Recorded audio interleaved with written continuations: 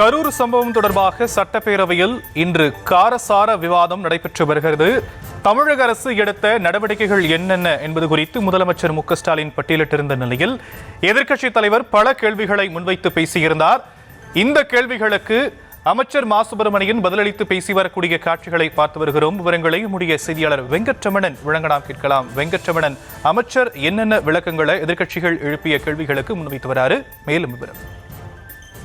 கரூர் சம்பவம் தொடர்பாக எதிர்க்கட்சித் தலைவர் சட்டப்பேரவையில் இன்றைய தினம் பல்வேறு கேள்விகளை எழுப்பி வருகிறார். குறிப்பாக நள்ளிரவு நேரத்தில் அத்தனை பேருடைய உடல்களும் உடற்கூறாய்வு செய்வதற்கு ஏன் இவ்வளவு அவசரம் என கேள்வி எழுப்பியிருந்தார். அதற்கு பதிலளித்த முதலமைச்சர் மு.க.ஸ்டாலின் எதிர்க்கட்சித் தலைவர் தவறான தகவலை பரப்பக்கூடாது, துறை சார்ந்த அமைச்சர் அதற்கான விளக்கத்தை அளிப்பார் என கூறியிருந்தார். இந்த நிலையில் தான் தற்பொழுது மக்கள் நல்வாழ்வுத்துறை அமைச்சர் மா சுப்பிரமணியன் அதற்கான விளக்கத்தை தற்பொழுது பேரவையில் அளித்து வருகிறார்.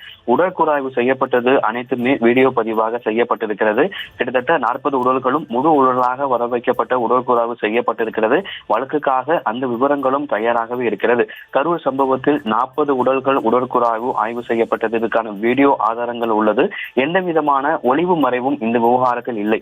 மனிதநேய அடிப்படையில் இறந்தவர்களுடைய குடும்பத்தாருடைய அந்த மனநிலையை கருத்தில் கொண்டும் இந்த பணிகளை விரைவாக மேற்கொண்டோம் என அமைச்சர் மா சுப்பிரமணியன் தற்பொழுது அதற்கான பதிலை கொடுத்து வருகிறார். உடற்கூறாய்வில் சந்தேகம் கிளப்புவது ஏற்புடையது அல்ல என எதிர்க்கட்சித் தலைவருடைய அந்த கேள்விக்கு துறை சார்ந்த அமைச்சர் மா சுப்பிரமணியன் விளக்கம் அளித்திருந்தார். இந்த நிலையில்தான் தற்பொழுது கரூர் விவகாரம் தொடர்பாக பொதுப்பணித்துறை அமைச்சர் ஏவா வேலு தற்பொழுது பேரவையில் பேசி வருகிறார். ஏற்கனவே கரூர் சம்பவம் தொடர்பாக முதலமைச்சர் ஒரு விரிவான விளக்கத்தை கொடுத்திருக்கிறார். யார் மீதும் குறை சொல்லாமல் முதலமைச்சர் வீடியோக்களையும் வெளியிட்டிருந்தார். இபிஎஸ் கூட்டத்தில் எந்த சம்பவமும் நடக்கவில்லை. இபிஎஸ் பேசுவதை கேட்க தான் அந்த கூட்டம் வந்தது. ஆனால் அந்த கூட்டத்தின் போது எந்த சம்பவமுமே நடக்கவில்லை. கரூரில் விஜய்க்காக கூடிய கூட்டத்தை விட எடப்பாடி பழனிசாமிக்கு கூடிய கூட்டம் அதிகம் என பேரவையில் அமைச்சர் ஏவா வேலு பேசியிருக்கிறார். ஆனால் அதிமுக கூட்டத்தில் எந்த விதமான பிரச்சனையும் ஏற்படவில்லை. குறிப்பாக எதிர்க்கட்சி தலைவர் வழிநடக்க கூடியிருக்கக்கூடிய அதிமுக தொண்டர்களை பார்த்து கை அசைத்தபடி சென்றார். ஆனால் கூட்ட நெரிசல் ஏற்படவில்லை.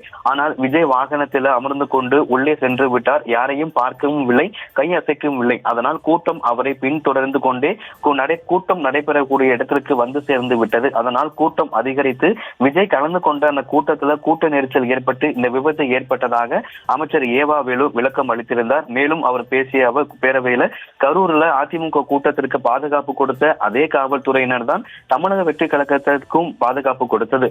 அதிமுக கூட்டத்தில் மட்டும் தவறு ஏற்படவில்லை. தாவேகாவுடைய கலந்து கொண்ட அந்த கூட்டத்தில் மட்டும் தவறு நடந்தது எப்படி என காவல்துறை காரணமாக முடியும் என அமைச்சர் ஏவா வேலு பேசியிருக்கிறார். அதாவது அதிமுக கூட்டத்தில் மட்டும் தவறு ஏற்படவில்லை, தாவேகாவினர் விஜய் கலந்து கொண்ட கூட்டத்தில் மட்டும் தவறு நடந்தது எப்படி காவல்துறை காரணமாக முடியும் என அமைச்சர் ஏவா வேலு கேள்விகளை எழுப்பியிருக்கிறார். தொடர்ச்சியாகவே இபிஎஸ் கூட்டத்துக்கு வந்தவர்கள் கேட்க வந்த கூட்டம், ஆனால் அந்த கூட்டம் பார்க்க வந்த கூட்டம். அதனால்தான் நெரிசல் ஏற்பட்டது. கை காட்டுவது போவது எங்கள் பணி அல்ல, மக்களுக்காக தான் நான் பேசிக் கொண்டிருக்கிறேன் என எதிர்க்கட்சி தலைவர் அமைச்சர் ஏவாவுடைய பேச்சுக்கு அதற்கு பிறகாக அவர் பேசினார். நாங்கள் அரசியல் செய்வதாக முதலமைச்சர் சொல்கிறார். நாங்கள் அரசியல் செய்யவில்லை என எதிர்க்கட்சி தலைவர் பேசியிருக்கிறார். 41 பேர் எப்படி உயிரிழந்தார்கள், அதற்கான காரணம் என்ன, அதற்கு மட்டும் பதில் சொல்லுங்கள் என மீண்டும் எதிர்க்கட்சி தலைவர் பேரவையில் ஆவேசமாக கேள்விகளை முன்வைத்து வருகிறார். ஆம்புலன்ஸ்கள்ல திமுகவுடைய ஸ்டிக்கர் வந்தது எப்படி, இதில் யார் அரசியல் செய்வது என மீண்டும் பேரவையில் ஆவேசமான கேள்விகளை எதிர்க்கட்சி தலைவர் முன்வைத்திருக்கிறார். கூட்ட நெரிசலில் சிக்கி அவர்களை ஏற்ற வந்த ஆம்புலன்ஸ்கள்ல திமுகவுடைய ஸ்டிக்கர் ஒட்டப்பட்டு இருந்தது. கரூர் மாவட்ட திமுக மருத்துவர் என அதில் குறிப்பிடப்பட்டிருந்தது. இப்போது சொல்லுங்கள், யார் அரசியல் செய்கிறார்கள் என இபிஎஸ் பேரவையில் கேள்விகளை எழுப்பி வருகிறார். அதற்கு அமைச்சர் ஏவா வேலு பதிலளித்து வருகிறார். கரூர்ல எதிர்க்கட்சி தலைவர் பேசுவதை பார்க்க கூட்டம் வந்தது. கரூர் சம்பவத்துல கட்சி தலைவர் போகும் வழியில் யாரையும் பார்ப்பது கிடையாது. குறிப்பிட்ட இடத்திலேயே அவர் மக்களை பார்ப்பதால் அந்த இடத்துல கூட்டம் ரொம்ப அதிகமாக இருந்தது.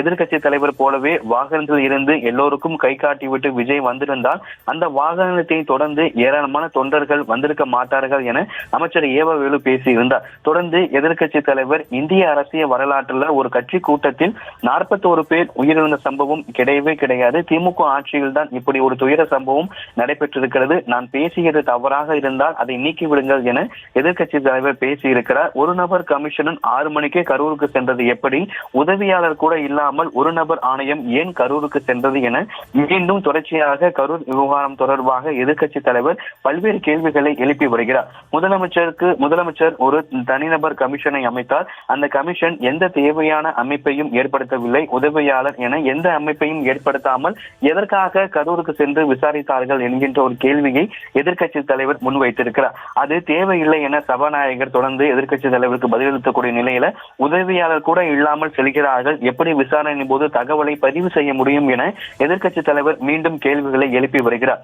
எதிர்க்கட்சி என்னென்ன கேள்விகள் கேட்கிறதோ அனைத்திற்கும் அமைச்சர்கள் பதில் கொடுக்க வேண்டும் என்று முதலமைச்சரே சொல்லிவிட்டார். சபாநாயகர் நீங்கள் ஏன் தடுக்கிறீர்கள் என இபிஎஸ் சபாநாயகர் நோக்கி கேள்விகளை எழுப்பி வருகிறார். குறிப்பாக எதிர்க்கட்சிகள் கரூர் விவகாரம் தொடர்பாக என்னென்ன கேள்விகள் கேட்கிறதோ அனைத்திற்குமே அமைச்சர்கள் பதில் கொடுக்க வேண்டும் என முதலமைச்சரே சொன்ன பிறகாக சபாநாயகர் நீங்கள் ஏன் தடுக்கிறீர்கள் என சபாநாயகரை நோக்கி இபிஎஸ் கடுமையான கேள்விகளை முன்வைத்திருக்கிறார். தற்பொழுது இந்த விவாதம் நடந்து கொண்டிருக்கும் பொழுதே அவை முன்னவர் துரைமுருகன் தற்பொழுது பேரவையில் பேசி வருகிறார். இப்படி ஒரு துயர சம்பவம் நடைபெற்றது என கேள்விப்பட்டவுடன் இரவு முழுவதும் தூங்காமல் இருந்து சம்பவ இடத்திற்கு சென்று நடவடிக்கை எடுத்தவர் முதலமைச்சர் சம்பவம் நடந்தது என்பதற்காக இரவு முழுவதும் தூங்காமல் சென்று பார்த்தாதே, அதையாவது பாராட்ட வேண்டாமா? பாராட்ட வேண்டும் என்று சொன்னதால் அதிமுகவினர் தற்பொழுது தொடர்ந்து அமளியில் ஈடுபட்டு வருகிறார்கள். குறிப்பாக இந்த அமளியில் ஈடுபட்டதற்கு பிறகாக முதலமைச்சர் பதிலளித்து வருகிறார். இபிஎஸ் சொல்வது போல தனி விமானத்தில் நீதிபதி செல்லவில்லை, 28ஆம் தேதி மதியம் ஒரு நபர் ஆணையத்தின் நீதிபதி சென்றார் என எதிர்க்கட்சி தலைவருடைய குற்றச்சாட்டிற்கு முதலமைச்சர் மு.க.ஸ்டாலின் பதிலளித்து வருகிறார். அது குறிப்பாக அவை முன்னவர் துரைமுருகன் பேசியதற்கு அதிமுகவினர் அமளியில் ஈடுபட்டனர். அந்த சம்பவம் நடைபெற்ற பிறகாக இரவு முழுவதும் தூங்காமல் முதலமைச்சர் நேரடியாக அந்த சம்பவம் நடைபெற்ற இடத்திற்கு சென்று பார்த்தாரே, அதையாவது பாராட்ட வேண்டாமா என அவை முன்னவர் துரைமுருகன் பேசியதற்கு அதிமுகவினர் கடும் அமளியில் ஈடுபட்டிருக்கிறார்கள். தொடர்ந்து முதலமைச்சர் பேரவையில் பேசி வருகிறார். இபிஎஸ் ஒரு நபர் கமிஷன் அமைத்தது குறித்து பேசினார். தனி விமானத்தில் சென்றதாக இபிஎஸ் சொன்னது தவறு. 28ஆம் தேதி மதியம் தான் அந்த ஒரு நபர் ஆணையம் கரூருக்கு சென்றிருக்கிறார்கள். 27ஆம் தேதி இரவு தனி விமானத்தில் தனிநபராக ஆணையம் சென்றதாக இபிஎஸ் சொன்னது தவறு என எதிர்க்கட்சி தலைவர் பேசியது தவறு என முதலமைச்சர் மு.க.ஸ்டாலின் தற்பொழுது அதற்கு பதிலளித்து வருகிறார். தூத்துக்குடி சம்பவத்தை முதலமைச்சர் இழுத்ததால் தொடர்ந்து அதிமுகவினர் அமளியில் ஈடுபட்டு வருகிறார்கள். ஏற்கனவே முதலமைச்சர் அங்கு இரவோடு இரவாக சென்றதற்கு பாராட்ட வேண்டாமா என அவை முன்னவர் துரைமுருகன் பேசியதற்கே அதிமுகவினர் அமளியில் ஈடுபட்ட நிலையில தூத்துக்குடி சம்பவத்தை முதலமைச்சர் இழுத்ததால் தொடர்ந்து அதிமுகவினர் பேரவையில் அமளியில் ஈடுபட்டு வருகிறார்கள். தூத்துக்குடி துப்பாக்கிச் சூடு நடந்த போது அப்போதைய முதலமைச்சர் இபிஎஸ் என்ன சொன்னார் என முதலமைச்சர் மீண்டும் எதிர்க்கட்சியை நோக்கி பல்வேறு கேள்விகளை முன்வைத்து வருகிறார். அதிமுக திமுக சட்டமன்ற உறுப்பினர்கள் இருக்கையில் அமர்ந்தபடியே மாறி மாறி மீண்டும் அமளியில் ஈடுபட்டு ஒருமையில் பேசிக் கொண்டு வருகிறார்கள். தொடர்ந்து சபாநாயகர் அனைவரையும் கண்டித்து வருகிறார். தொடர்ச்சியாக இந்த அமளிக்கு பிறகாக முதலமைச்சர் தொடர்ந்து பேரவையில் பேசி வருகிறார்.